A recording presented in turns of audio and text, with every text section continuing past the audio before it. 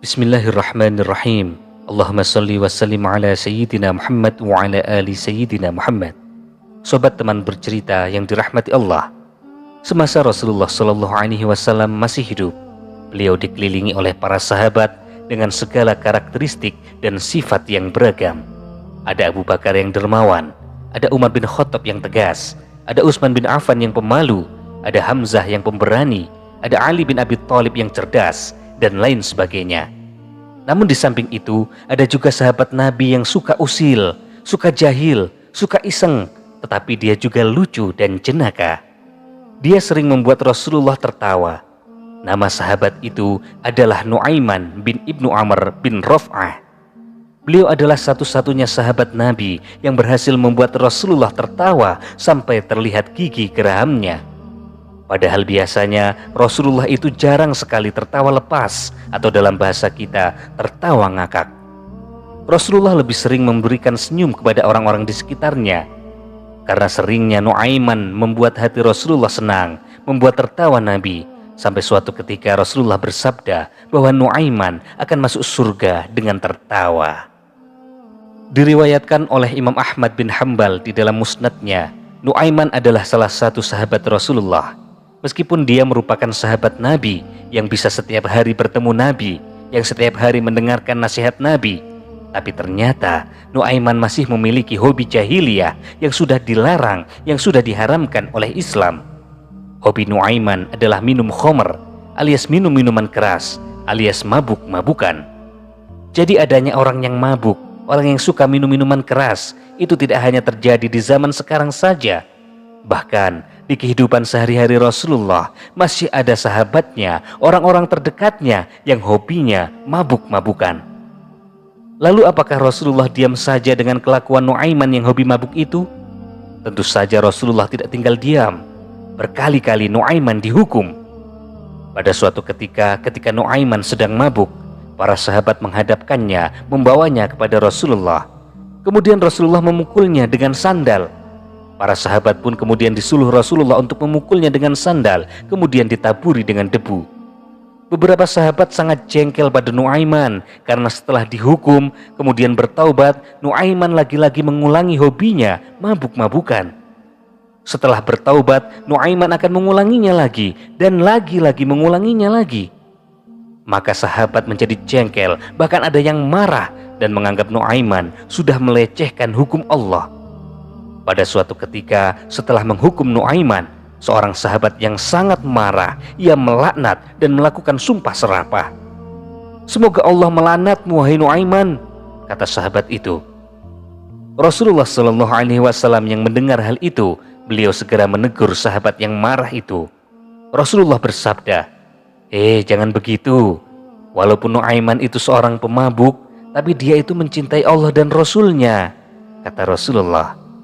Ternyata kebengalan, kenakalan, kejahilan dari Nuaiman tidak membuat Rasulullah membencinya.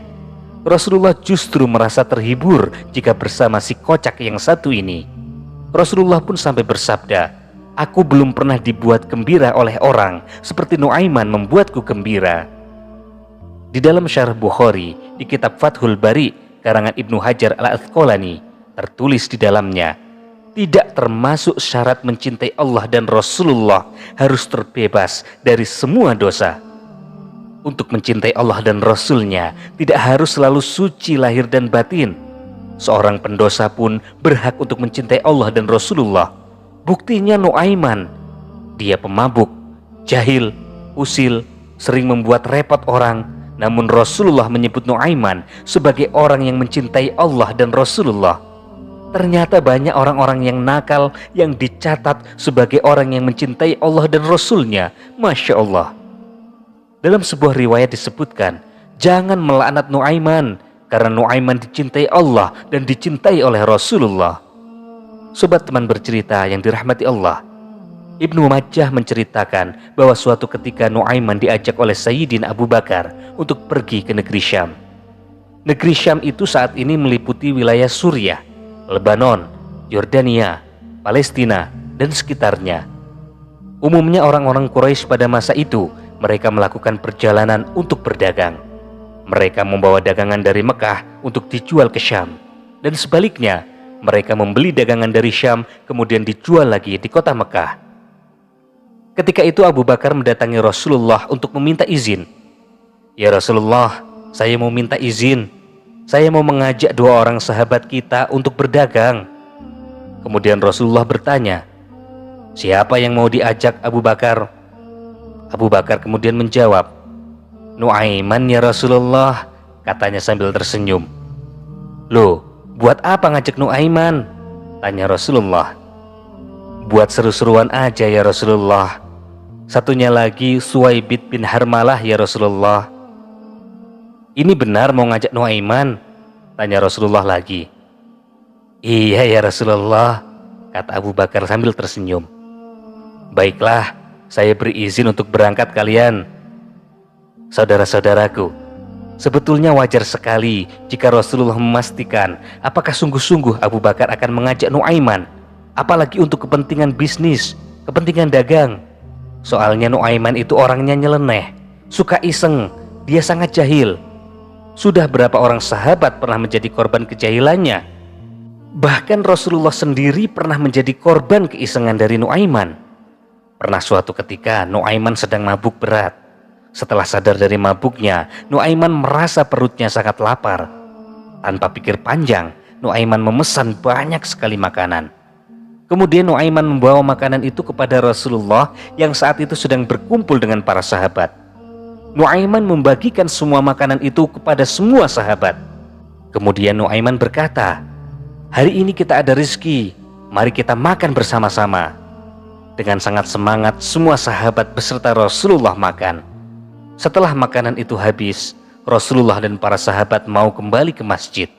Akan tetapi Nuaiman mencegahnya. "Mau kemana ya Rasulullah?" "Mau ke masjid ya Nuaiman." "Masa habis makan tidak bayar?" kata Nuaiman. Mendengar itu Rasulullah terlihat agak kaget. Namun kemudian beliau menyadari situasi. Rasulullah pun tersenyum, kemudian balik bertanya, "Yang pesan makanan kan kamu Nuaiman?"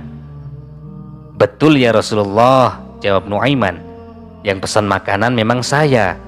Tapi di mana-mana raja itu mengayomi rakyatnya, penguasa melayani warganya, bos mentraktir karyawannya, Rasul mentraktir umatnya. Masa saya yang harus membayari Rasul dan para sahabatnya?" Mendengar itu Rasulullah tertawa. Lantas beliau mengeluarkan sejumlah uang dan menyuruh para sahabat untuk iuran alias urunan untuk membayar makanan yang sudah dipesan oleh Nuaiman. Ini hanya salah satu contoh kecil dari keisengan yang dilakukan oleh Nuaiman. Singkat cerita, berangkatlah Abu Bakar dan rombongannya ke Syam. Semua orang sudah tahu tugasnya masing-masing, kecuali Suwaibid dan Nuaiman. Sesampainya di Syam, kemudian Abu Bakar bertanya kepada Suwaibid, "Wahai Suwaibid, kamu pengennya kerja apa?" "Terserah antum saja ya Abu Bakar, saya ikut saja," kata Suwaibid. Abu Bakar tahu Suwaibid ini orangnya jujur dan penurut. Kalau disuruh maju, maka dia akan maju. Kalau disuruh ke kanan, dia akan ke kanan. Kalau diberi amanat, dia akan jujur. Berbeda terbalik dengan Nuaiman. Kalau Nuaiman disuruh mundur, dia malah maju. Kalau disuruh maju, dia malah mundur. Nyalakan sen ke kiri, ternyata beloknya ke kanan. Nuaiman itu memang beda orangnya. "Baiklah Suwaibid, kalau begitu kamu saya beri kerjaan untuk menjaga makanan. Saya tahu kamu orangnya tegas. Kamu amanah dalam menjaga kepercayaan," kata Abu Bakar. Semua orang sudah mendapatkan pekerjaannya, kecuali Nuaiman. Kemudian Nuaiman bertanya kepada Abu Bakar, "Wahai Abu Bakar, apa pekerjaan yang harus saya lakukan?" Kemudian Abu Bakar menjawab, "Kalau kamu Nuaiman, lakukan saja apa yang kamu suka, terserah kamu. Yang penting kamu ikut saya ke Syam." Maka hari itu semua orang sibuk dengan pekerjaannya. Abu Bakar terlihat sibuk bertransaksi barang. Semua orang sibuk dengan aktivitasnya. Tibalah waktu siang. Nuaiman tiba-tiba saja merasa lapar. Tapi dia tidak punya uang. Kemudian dia menuju ke tempat rombongan. Dicari-carinya makanan tapi tidak menemukan. Akhirnya Nuaiman bertemu dengan Suwaibid yang sedang menjaga makanan. "Wahai Suwaibid, beri saya makanan. Saya sudah sangat lapar." Tapi Suwaibid menolak memberikannya. Dengan berbagai cara, Nuaiman membujuk dan merayu Suhaibit. Ia mencoba menaklukkan hatinya supaya kasihan dan memberinya makanan. Suhaibit yang memang sangat menjaga amanah tetap menolaknya.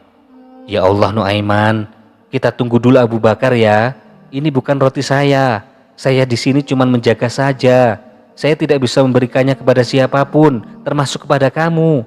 Nanti kalau ada Abu Bakar, kita bisa makan bersama-sama dengan yang lainnya ya," kata Suhaibit.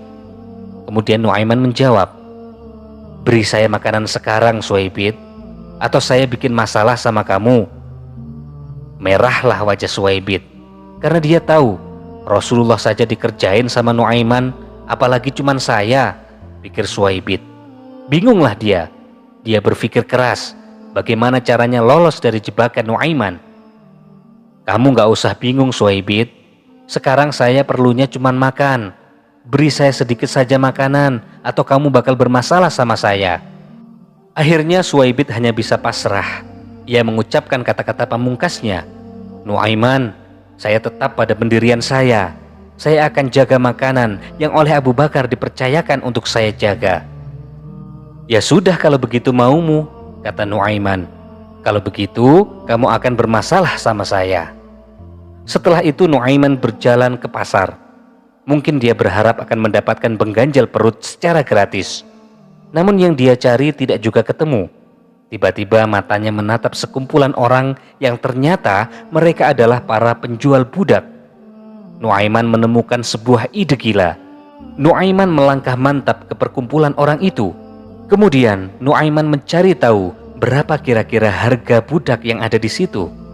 Ternyata umumnya harganya di kisaran 100-300 dirham. Nuaiman kemudian mendekat kepada penjual budak.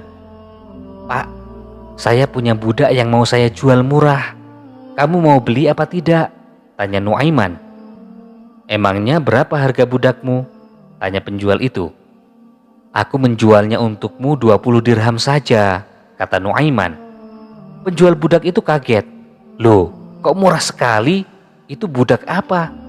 Jangan-jangan dia budak yang sudah tua dan sakit-sakitan," kata penjual itu. "Tentu saja tidak dong. Dia masih muda seperti saya, tapi dia punya sedikit masalah," kata Nuaiman. "Makanya aku berniat menjualnya dengan harga murah." "Emang apa masalahnya?" kata penjual itu mulai antusias. "Dia itu gak mau mengakui kalau dia itu budak. Dia selalu mengaku kalau dia itu manusia yang merdeka. Itu saja cacatnya. Selebihnya dia masih sangat kuat. Dia sangat amanah dalam bekerja," kata Nuaiman. Mendengar itu, semua pedagang budak tiba-tiba saja sudah berkumpul dan ingin membeli budak yang dijual oleh Nuaiman. Kemudian Nuaiman membawa pedagang itu ke suatu tempat. "Pak, coba lihat orang yang sedang berdiri itu," kata Nuaiman. "Itu loh, orang yang berdiri di depan kotak roti. Dia itu budak punyaku. Sekarang bayar dulu uangnya dan kalian boleh membawanya pergi," kata Nuaiman. Maka si pedagang itu segera membayar 20 dirham kepada Nuaiman. Mereka bergegas menuju ke orang yang disebut Nuaiman sebagai budaknya dan segera membawanya pergi.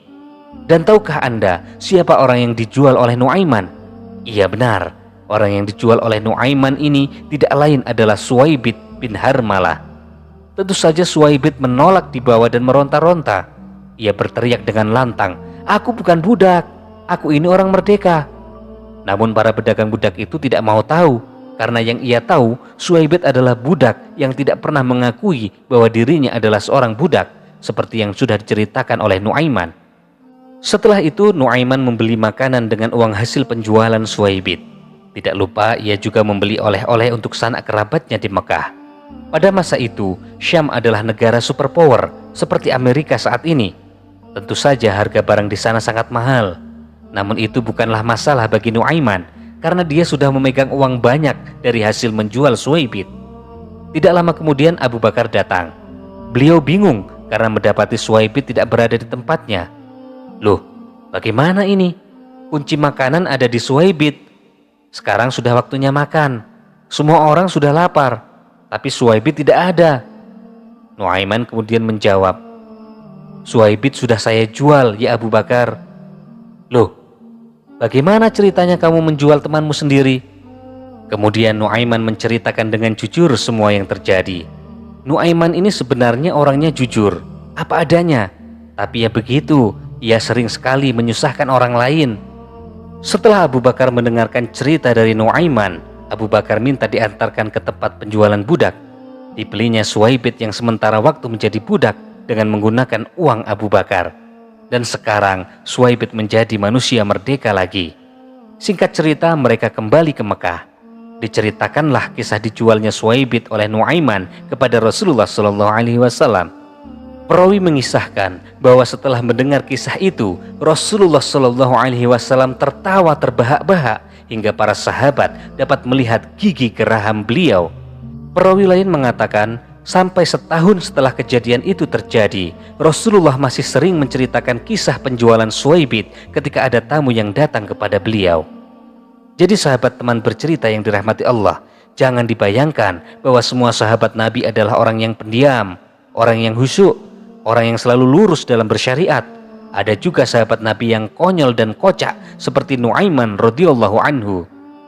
Pernah juga suatu ketika Rasulullah didatangi oleh para petinggi dari beberapa kerajaan tetangga. Mereka ingin tahu apa itu agama Islam. Mereka datang dengan kendaraan yang sangat istimewa, yaitu unta dan kuda yang kualitasnya sangat bagus. Namanya saja kendaraan istana, pastilah hewan-hewan pilihan. Diikatlah hewan tunggangan itu di depan rumah Rasulullah, kemudian para tamu itu dipersilakan untuk masuk. Di depan rumah Rasulullah dijaga dengan ketat oleh beberapa sahabat pilihan yang pemberani. Mereka adalah Sayyidina Umar, Sayyidina Hamzah, Sayyidina Ali, dan Sayyidina Sa'ad bin Abi Waqqas. Siapa yang tidak mengenal mereka? Mereka adalah para petarung tangguh di medan perang. Mereka adalah para sahabat yang terkenal kuat, tangguh, cerdas, dan penuh dengan strategi. Tiba-tiba datanglah Nuaiman. Seperti kita tahu, jika Nuaiman datang, pastilah ada kejadian aneh yang akan terjadi. Akan ada cerita lucu yang bakal terjadi. Diriwayatkan bahwa ketika Rasulullah sedang bersedih, kemudian Nuaiman datang, maka Rasulullah akan tersenyum. Maka para sahabat itu senang jika Nuaiman datang, karena pasti Rasulullah bahagia. Maka bergabunglah Nuaiman dengan para sahabat itu. Kemudian seperti biasanya, jika ada Nuaiman datang, mereka pasti akan bercanda. Nuaiman, unta ini besar sekali ya. Pasti dagingnya banyak kalau disembelih, kata Sayyidina Hamzah. Iya juga ya, kata Nuaiman. Kenapa tidak disembelih saja, biar kita bisa makan enak bersama-sama. Ini punya tamu Rasulullah, Nuaiman. Emangnya kamu berani menyembelihnya? Kata Sayyidina Hamzah lagi. Ya berani saja, asalkan jangan bilang pada Rasulullah ya kalau saya yang menyembelihnya, kata Nuaiman. Bener kamu berani, Nuaiman? Bener dong. Para sahabat itu kemudian tertawa bersama-sama. Mereka kemudian melanjutkan obrolan ke hal yang lain dan melupakan obrolan tentang unta. Karena obrolan unta itu murni hanya sebagai candaan. Di tengah asik-asiknya mereka mengobrol, tiba-tiba saja terdengar suara bergedebuk seperti ada benda besar yang terjatuh. Para sahabat itu segera menoleh ke sumber suara. Ternyata sumber suara itu adalah seekor unta besar milik para tamu Rasulullah terjatuh dengan kondisi kepala terpisah dari badannya. Di samping unta itu berdiri Nuaiman dengan memegang pedang yang berlumuran dengan darah. Tentu saja para sahabat itu kaget bukan kepalang. Candaan mereka tadi ternyata benar-benar dilakukan oleh Nuaiman. Unta mahal milik tamu benar-benar dieksekusi oleh Nuaiman. Wahai Hamzah, kata Nuaiman, ini untanya sudah saya potong. Saya mau pergi sebentar ya. Kalau Rasulullah mencari saya, jangan beritahukan saya di mana. Nanti kalau kondisi sudah aman, kita nyate bareng-bareng. Setelah itu Nuaiman berlari. Dia terus berlari mencari tempat bersembunyi yang tidak mungkin ditemukan oleh Rasulullah. Sementara di depan rumah Rasulullah, para sahabat sedang kebingungan. Ini nanti bagaimana menjelaskannya kepada Rasulullah? Di situ sudah dijaga oleh para jagoan, tapi kecolongan oleh seorang Nuaiman. Dan benar saja, setelah itu Rasulullah keluar bersama para tamu yang mau pulang. Melihat untanya sudah terpenggal, berteriaklah para tamu itu, "Untaku, untaku, apa yang terjadi dengan untaku?"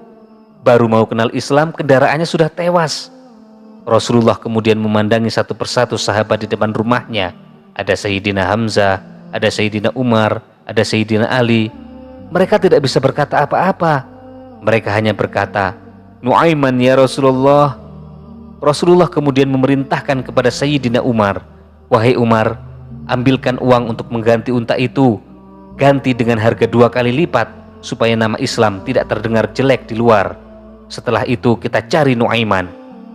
Sementara itu, Nuaiman terus berlari hingga sampai ke perbatasan kota Madinah. Di sana ia bertemu dengan seorang sahabat yang bernama Miqdad bin Aswad. Ia sedang menggali sumur. Kemudian Nuaiman berkata kepada Miqdad, "Wahai Miqdad, saya sedang dikejar oleh orang. Maukah kamu menolongku?" Kemudian Miqdad menjawab, "Siapa yang mengejarmu, wahai Nuaiman?" "Orang-orang jahat, wahai Miqdad. Bolehkah aku bersembunyi di sumurmu itu?" Tanpa berpikir panjang, karena menganggap Nuaiman adalah sahabat Rasulullah, Miqdad mengiyakan. "Boleh, wahai Nuaiman, bersembunyilah." Kemudian Nuaiman masuk ke dalam sumur. Belum lama kemudian kepalanya muncul. "Wahai Miqdad, apakah kamu berjanji untuk tidak memberitahu kepada mereka bahwa aku bersembunyi di sini?" "Iya, aku janji Nuaiman." "Meskipun itu Rasulullah yang bertanya," kata Nuaiman. Lokasi sumur itu jauh dari rumah Rasulullah.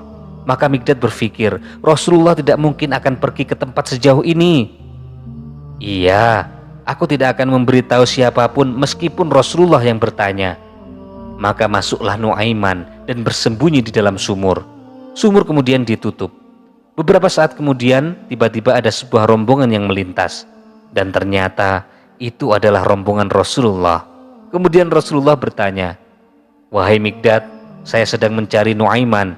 Apakah kamu tahu di mana Nuaiman?" Miqdad sangat bingung. Dia sudah berjanji kepada Nuaiman untuk tidak memberitahu keberadaannya siapapun yang bertanya. Tapi ia juga tidak mungkin berbohong kepada Rasulullah. Kemudian Miqdad berpikir dengan sangat keras.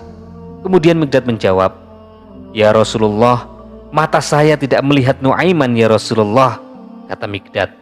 Tetapi pada saat Miqdad berkata-kata itu, tangan Miqdad menunjuk ke arah sumur. Itulah kecerdasan sahabat Nabi. Ia tidak berbohong karena ia benar sedang tidak melihat Nuaiman pada detik itu. Tapi ia juga tidak menipu Nabi dengan mengatakan tidak tahu di mana Nuaiman berada. Setelah itu, Nabi membuka penutup sumur. Dan kemudian keluarlah Nuaiman. "Nuaiman," kata Rasulullah, "kamu sudah bikin saya malu, Nuaiman. Masa unta punya tamu kamu sembelih?" kata Rasulullah. Kemudian Nuaiman menjawab, "Ya Rasulullah, yang bersalah bukan saya. Yang bersalah adalah orang yang mencari saya bersamamu itu ya Rasulullah," kata Nuaiman. "Siapa yang bersalah, wahai Nuaiman?" kata Rasulullah sambil memandangi para sahabat di sampingnya. Ternyata ketika Rasulullah menoleh kepada para sahabat, Nuaiman kembali berlari. Rasulullah dan para sahabat hanya bisa geleng-geleng kepala. Masya Allah, begitulah Nuaiman. Di balik keusilan dan kejahilannya, ia selalu sukses membuat Rasulullah tersenyum, bahkan tertawa. Pernah suatu ketika, Nuaiman duduk di depan Masjid Nabawi. Seringkali Nuaiman diam-diam merindukan Rasulullah yang sering dia buat tertawa. Tiba-tiba datanglah orang buta. Orang itu mondar-mandir di depan masjid, di depan Nuaiman, seperti kebingungan. Kemudian Nuaiman memanggilnya. "Wahai orang buta, ngapain kamu dari tadi mondar-mandir di sini?" tanya Nuaiman. "Saya lagi cari tempat untuk kencing. Biasanya saya sama anak saya, tapi sekarang anak saya sedang tidak ikut," kata orang buta itu. "Oh alah, bilang dari tadi kalau mau begitu.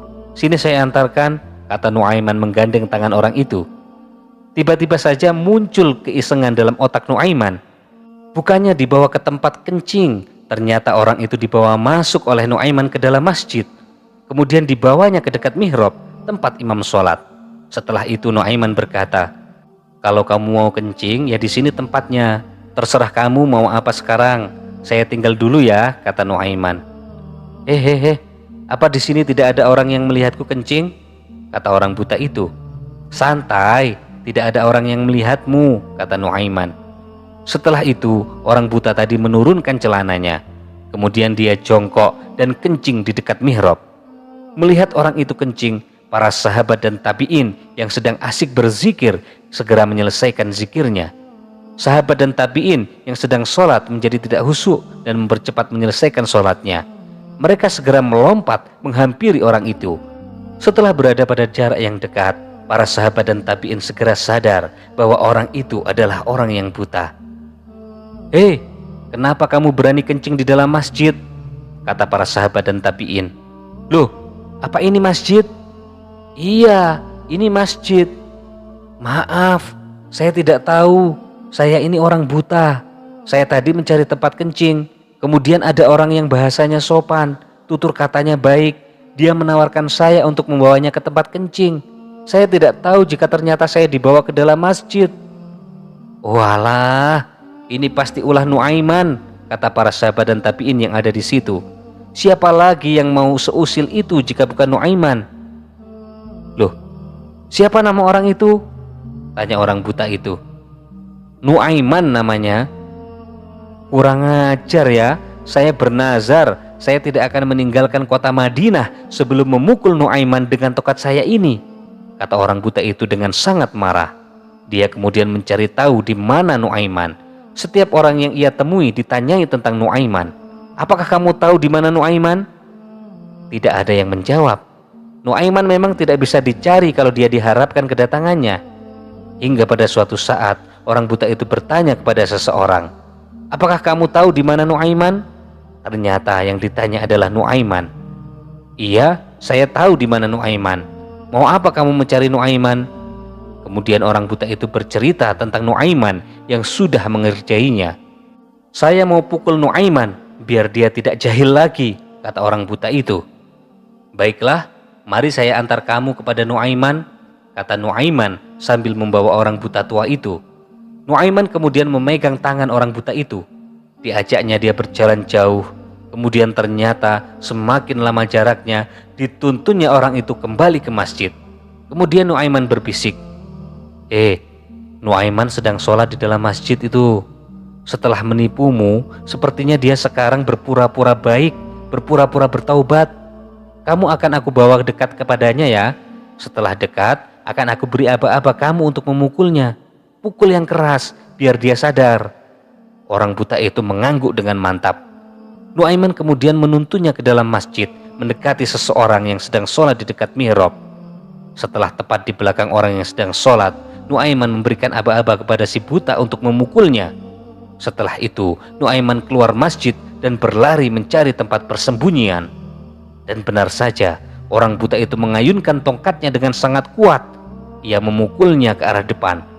Terdengar suara pukulan yang sangat kencang. Ceplak! Seketika orang-orang yang sedang di dalam masjid berteriak, "Khalifah diserang musuh! Khalifah Utsman diserang musuh!" Orang-orang kemudian mengepung si buta yang tampak kebingungan. Dia kemudian sadar setelah diberitahu bahwa yang dipukulnya adalah Khalifah Utsman bin Affan. 2 kali orang buta itu dikerjai oleh Nuaiman. Setelah itu, orang buta itu berjanji, "Mulai saat ini, aku tidak akan percaya lagi kepada manusia," katanya. Sobat teman bercerita yang dirahmati Allah, beberapa kisah tentang Nuaiman yang begitu jahil tentu tidak begitu saja bisa diterima oleh semua orang. Beberapa ada yang menganggap bahwa sikapnya sudah keterlaluan karena mengerjai para sahabat, terlebih sahabat Nabi SAW. Bahkan Nabi sendiri dikerjai olehnya. Bahkan beberapa sahabat juga ada yang merasa seperti itu. Dikisahkan bahwa Nuaiman merupakan seorang pengangguran yang memiliki kebiasaan buruk, yaitu mabuk-mabukan. Tentu saja perilaku tidak baik Nuaiman diketahui oleh Rasulullah. Dalam beberapa sumber dikatakan bahwa Rasulullah memberi hukuman atas perbuatan Nuaiman dengan 40-60 kali cambukan. Mendapati hal itu, sahabat pernah melaknat Nuaiman atas perbuatan mabuknya di saat bertemu Rasulullah. Tetapi Nabi membela Nuaiman dengan bersabda, "Janganlah kalian gemar menghujat Nuaiman, karena sesungguhnya dia cinta pada Allah dan Rasulnya." Dari kisah ini, beberapa pelajaran bisa kita ambil. Yang pertama, berusaha memaklumi orang lain yang memiliki beragam sifat dan karakter. Dari kisah di atas, sikap yang diberikan oleh Rasulullah dan sebagian besar sahabat dalam menghadapi Nuaiman dapat diambil pelajarannya. Rasulullah mencoba untuk memaklumi sifat Nuaiman yang memang jenaka dan sangat jahil. Hal itu dapat dimaklumi asal tidak melanggar ajaran agama Islam. Pada prakteknya dalam kehidupan sekarang, sikap ini sangat bagus untuk diterapkan, menghormati dan mencoba memaklumi begitu banyak orang dengan masing-masing karakter akan membuat kehidupan lebih harmonis. Yang kedua, tidak menghakimi seseorang. Kisah Nuaiman, sahabat Nabi, juga mengajarkan bahwa sesungguhnya manusia benar-benar tidak mengetahui isi hati manusia lain. Oleh sebab itu, hindari menghakimi seseorang hanya karena melihat perbuatannya sepintas saja. Pada dasarnya, hanya orang itu sendiri dan Tuhan yang mengetahui isi hatinya. Layaknya Nuaiman, ia terlihat sering mabuk dan melakukan tingkah jenaka, bahkan usil kepada Rasulullah. Nyatanya, Rasulullah melarang para sahabat untuk mencelanya karena Nuaiman mencintai Allah dan Rasulnya. Bahkan ada riwayat yang menyebutkan bahwa Nuaiman akan masuk surga dengan tertawa. Sebisa mungkin, jangan mudah berprasangka buruk terhadap orang lain, terhadap apapun. Demikianlah kisah yang kita angkat kali ini. Semoga bermanfaat bagi kita, bisa kita ambil hikmahnya. Wallahu a'lam bishawab.